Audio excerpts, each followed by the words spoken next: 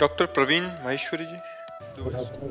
राधे राधे महाराज जी। महाराज जी, मेरा प्रश्न है कि हम जैसे गृहस्थ साधक कैसे भगवान के चरणों में पूर्ण आश्रय प्राप्त करें। हमारी उम्र वानप्रस्थ की हो गई है, 50 साल। बुद्धि के समक्ष है कि श्री जी की कृपा ही सब कुछ है, लेकिन आचरण में फलीभूत नहीं हो पा रही। चाहते हुए भी जीवन नियमित नहीं हो पा रहा, क्योंकि डॉक्टर की नौकरी है, इसलिए सोना उठना खाना पीना कुछ भी नियमित नहीं है।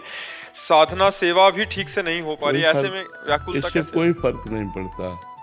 मान लो जिनका नियम से चल रहा है तो बात अलग है। पहली बात ये स्वीकार करो कि मुझे प्रभु चाहिए, क्योंकि जब हमारा लक्ष्य बन जाता है तो हमारे अंदर फिर उसके लिए चेष्टाएं शुरू हो जाती है। हमारा लक्ष्य बन जाना चाहिए। हमें चाहिए प्रभु, क्योंकि ये मनुष्य जीवन की सार्थकता है भगवत प्राप्ति।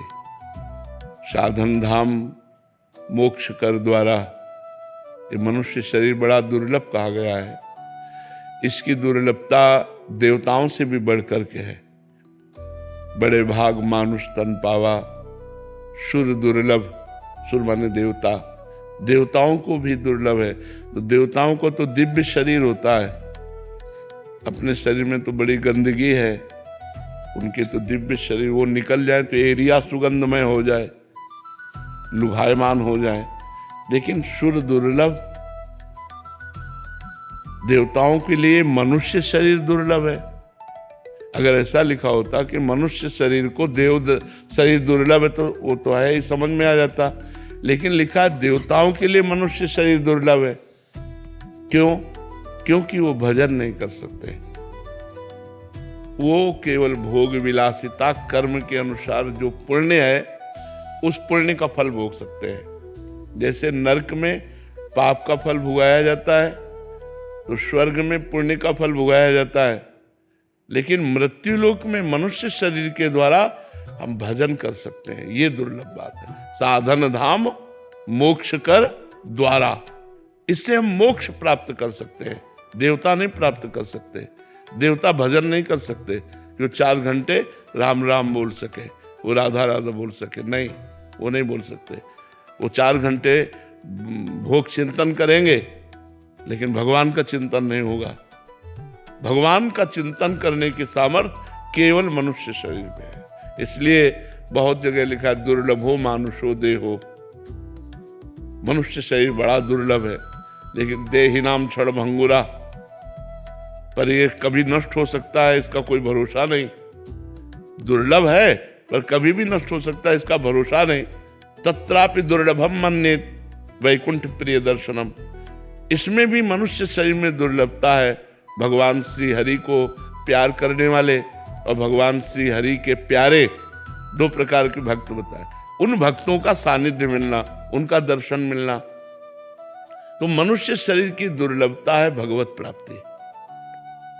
अगर हम केवल अपने परिवार का पोषण करते हैं, रुपया पैसा कमाते हैं, खूब खाते पीते मौज मस्ती से जी रहे हैं और भजन नहीं कर रहे, तो मनुष्य शरीर की दुर्लभता का हम अपमान कर रहे हैं। क्योंकि ये चीजें तो पशु पक्षी भी कर रहे हैं। वो अपने अनुसार भोजन करते हैं, वो अपने अनुसार मैथुन करते हैं, उनके अनुसार बच्चे पैदा होते हैं, वो अपने अनुसार जी रहे हैं। यही तो मनुष्य शरीर कर रहा है। अगर केवल इतना ही कर रहा है तो पशु पक्षी और हम में कोई अंतर नहीं रहा। मनुष्य शरीर की दुर्लभता भगवान के भजन की है। तो हमारा पहला गोल लक्ष्य, मुझे भगवत प्राप्ति करनी है, ये अंदर आना चाहिए। क्या ये अंदर आया है? क्या अंदर ये बात है? अब बताइए कि मुझे भगवत प्राप्ति करनी है।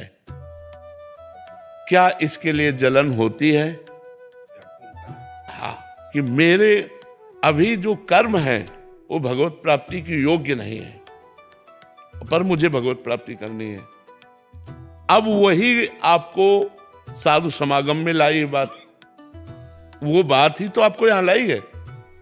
वही जो भगवत प्राप्ति की यत किंचित चाह प्रकट हुई, उसी ने खोज शुरू की तो खोज कहाँ होती? शास्त्रों और संतों में। तो जो शास्त्र स्वाध्याय या संत समागम है वो उसी खोज का अंग है। इसका मतलब आप कहीं ना कहीं भगवान से मिलना चाहते हैं। वही चाहत जब संत समागम में लाई, अब संत समागम से उस चाहत की पुष्टता होनी चाहिए। अब हम वो जो सांसारिक कर्म कर रहे हैं वो त्याग नहीं कर सकते, लेकिन सांसारिक कर्म का समर्पण कर सकते हैं। जो हम सांसारिक कर्म करते हैं उनको हम त्याग नहीं सकते, क्योंकि हमारे गृहस्थ धर्म का जो आवश्यकताओं का योग है उसी सांसारिक कर्म से पूर्ण होता है। हमें ये चाहिए, हमें ये चाहिए, हमारी ये आवश्यकता है। हमारे धर्म की पूर्ति भी अर्थ से, धर्म पूर्वक कमाए हुए अर्थ से, कि हम किसी के पति हैं, किसी के पुत्र हैं, कोई हमारा पुत्र है, हम किसी के पिता हैं। तो इन सब धर्मों का पालन करने के लिए जो हमें आवश्यक सामग्री चाहिए वो कर्म से ही मिलेगी, चाहे वो व्यापार कर्म हो या किसानी कर्म हो या डॉक्टर मास्टर, जो भी हमें कर्म मिला है उसी कर्म से होगी। अब उस कर्म का हम त्याग तो कर नहीं सकते कि त्याग करके संन्यास लेकर हम एकांत बैठे। हम उस कर्म का समर्पण कर सकते हैं। ये प्रश्न आपका ही नहीं है, ये लाखों का प्रश्न है और लाखों के लिए उत्तर है कि उस कर्म का हम समर्पण कर सकते हैं। तो जो कर्म हम करें, जितने घंटे हम करें, उसमें हम भगवद स्मरण के लिए समय निकाल सकते हैं। जैसे आप डॉक्टर हैं, मरीज से आप बात करना शुरू कर रहे हैं, उसके बीच में आप क्या कर रहे थे? जब तक मरीज से बात नहीं कर रहे थे तब तक आप क्या कर रहे थे? तब तक आप नाम जप कर रहे थे। अगर नाम जप नहीं करोगे तो ये प्रवीणता भगवत प्राप्ति की आप में नहीं आएगी।